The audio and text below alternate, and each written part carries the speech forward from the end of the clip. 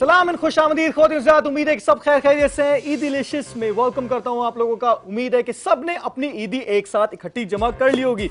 बहुत सारों को शिकायतें होती है कि उनको ईदी इनफ नहीं मिलती। वैसे है ना? नहीं, मुझे बहुत ज्यादा ईदी मिलती है। आपको कितनी ईदी मिलती है? यार जितनी तुम्हें मिलती है तुम्हारे खूबसूरत चेहरे को मिलती है यार, मुझे नहीं मिलती है। मुझे तो ऐसे ही दे देते हैं यार, बस ये लो 500 रुपए। लेकिन आई थिंक जैसे आप बड़े होते जाते हैं आपकी ईदी की जो अमाउंट है वो कम होती जाती है ना? हाँ, ये तो है। खैर ख़ुद उम्मीद है कि सब खैर खैरियत से हैं। इसी ईद के त्यौहार पे आपने गिले शिकवे दूर करके अपनों को अपने और करीब कर लिया होगा, क्योंकि ईद का मतलब यही है कि खुशी से भरपूर तरीके से मनाएं। और आज आपको काफी मजा आने वाला है ईद डिलीशियस में, क्योंकि ऐसे ऐसे गेस्ट हैं कि जितनी तालियां हम लोग बजाएं कम हो जाए, उतनी कम है। क्योंकि I have been a huge fan of these people and मेरे ख्याल से वक्त नहीं जाया करना चाहिए। एंड अभी इंट्रोडक्शन के जाने जाते हैं। फर्स्ट खूबसूरत, साथ साथ एक जबरदस्त किस्म के एंकर भी हैं ये, और आज टीवी के बहुत सारी तालियों के साथ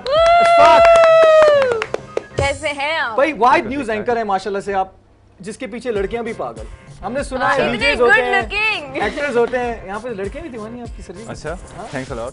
and of course next artist that we have, बहुत सारी तालियों के साथ the legend of Pakistan and one and only, बहुत सारी तालियों के साथ सलीम जावेद।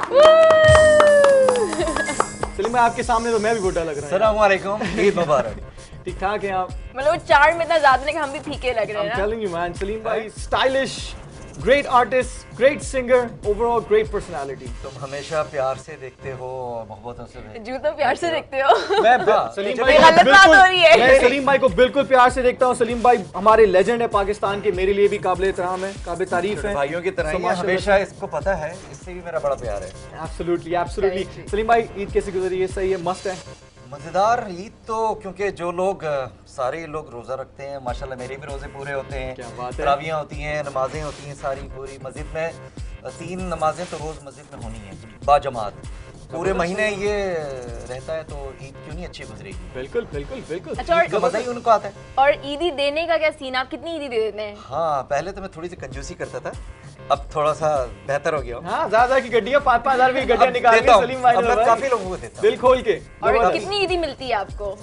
ईदी मिलती भी है, जो फैमिली में जो बड़े हैं वो देते भी हैं, मगर चाहे वो जितने पैसे भी दें मैं बहुत प्यार से लेता हूँ। क्या बात, क्योंकि उसमें उनकी दुआएं शामिल होती हैं। जैसे मेरी अम्मी हैं, वो हमेशा देती हैं, वो हमेशा देते हैं। अच्छा जूल, पहले होता था कि अगर हमें 10 में मिल जाए, 20 में मिल जाए, हम खुश होते थे। वो कंपटीशन स्टार्ट हो गया है। डिमांड हो गई है भाई, डिमांड हो गई है।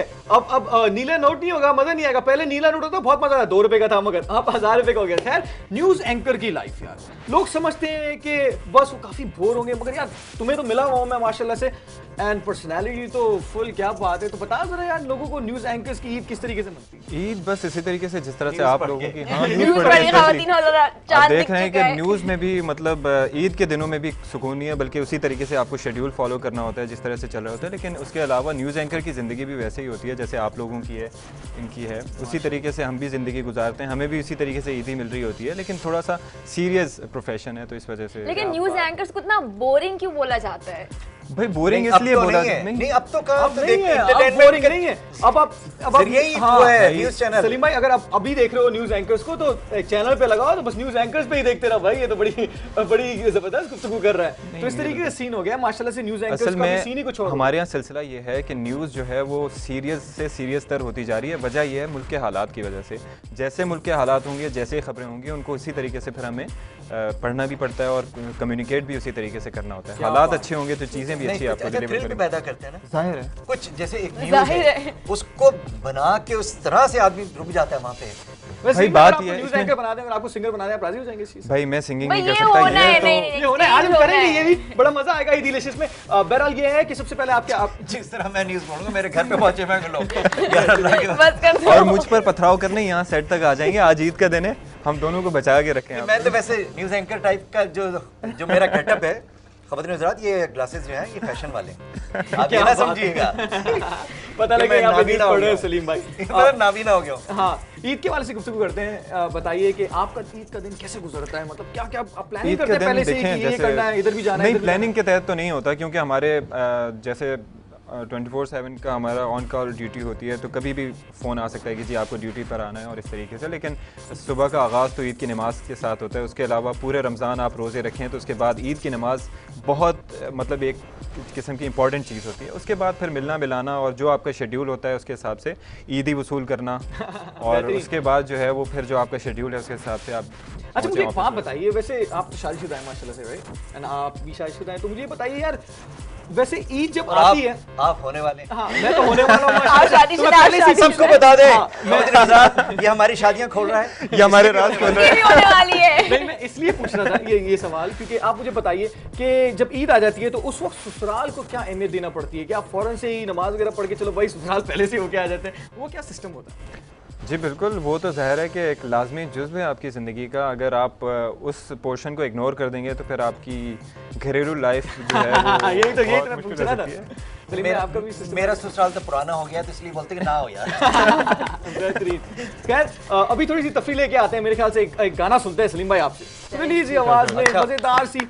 आगाज करते हैं शो का अलग अंदाज से अभी और एक गाना सुनते हैं मजेदार से। तो फास्ट स्टाइल का ये कोई स्लो, चलिए आपका कोई भी गाना, कोई भी गाना इन है, ठीक है।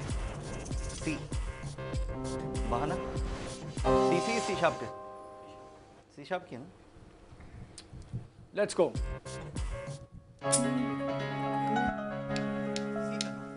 रिकॉर्डिंग के हिसाब से ना। आपके लिए तमाम लोग जो बोर हो रहे हैं, अभी आपको बड़ा मजा आने वाला है, क्योंकि सलीम भाई जब गाते हैं तो मजा ही मजा आता है, स्पेशली ईद के दिन। आ जाए।